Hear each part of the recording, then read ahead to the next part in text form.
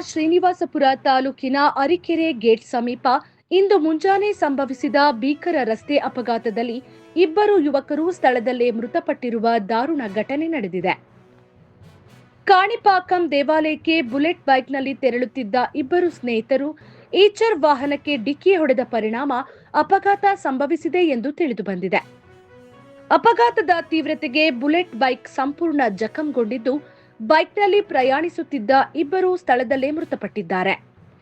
ಮೃತರನ್ನ ಚಿಂತಾಮಣಿ ತಾಲೂಕಿನ ತಿಮ್ಮಸದ್ರ ಗ್ರಾಮದ ಶಶಿ ಹಾಗೂ ಬೆಂಗಳೂರು ಜಿಲ್ಲೆಯ ನೆಲಮಂಗಲದ ತನುಷ್ ಎಂದು ಗುರುತಿಸಲಾಗಿದೆ.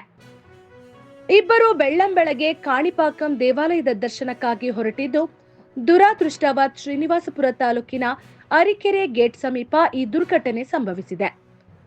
ಅಪಘಾತದ ಸುದ್ದಿ ತಿಳಿಯುತ್ತಿದ್ದಂತೆ ಶ್ರೀನಿವಾಸಪುರ ಪೊಲೀಸ್ ಠಾಣೆಯ ಪೊಲೀಸರು ಸ್ಥಳಕ್ಕೆ ಭೇಟಿ ನೀಡಿ ಪರಿಶೀಲನೆ ನಡೆಸಿದರು.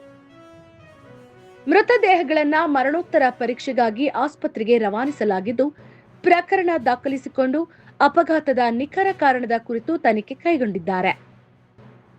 ಈ ದುರ್ಘಟನೆ ಸ್ಥಳೀಯರಲ್ಲಿ ತೀವ್ರ ದುಃಖಕ್ಕೆ ಕಾರಣವಾಗಿದ್ದು, ಮೃತರ ಗ್ರಾಮಸ್ಥರ ಆಕ್ರಂದನ ಮುಗಿಲು ಮುಟ್ಟಿದೆ.